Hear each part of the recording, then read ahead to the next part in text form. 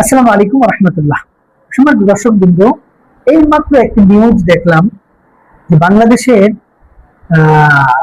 স্বৈর শাসক অর্থাৎ ফ্যাসিস্ট আওয়ামী লীগ কালীন সময় থেকে একজন রাষ্ট্রপতি ছিল, নাম হচ্ছে শাহাবুদ্দিন টিপু সাহেব।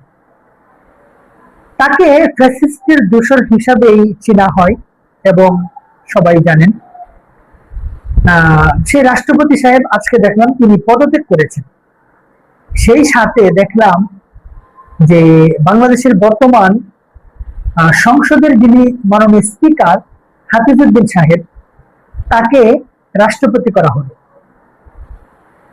বিষয়টি আপনারা কিভাবে দেখছেন এবং তাকে রাষ্ট্রপতি বানানোটা আপনারা কিভাবে দেখছেন? দেশের জন্য সেটা ভালো হচ্ছে কিনা বা ভালো হলো কিনা, আপনারা অবশ্যই যৌক্তিকভাবে আপনারা আপনাদের মতামত পেশ করবেন। তবে ব্যক্তিগতভাবে আমার কাছে মনে হচ্ছে বাংলাদেশের সংসদের যিনি স্পিকার হাফিজউদ্দিন সাহেব, আমার কাছে মনে হচ্ছে এই সময়ের জন্য বেস্ট একজন রাষ্ট্রপতি হতে যাচ্ছেন।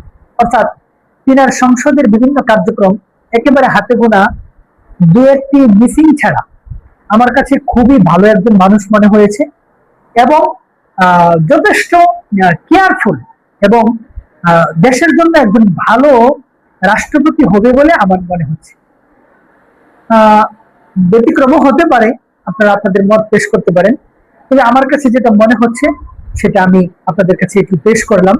সেই সাথে বর্তমান নতুন নবনিযুক্ত রাষ্ট্রপতি জনাব হাফিজউদ্দিন সাহেবের কাছে আহ্বান থাকবে যে আপনি পিছনের অন্যান্য গতানুগতিক যে রাষ্ট্রপতিরা ছিল, আশা করছি আপনি তাদের মতো হবেন না।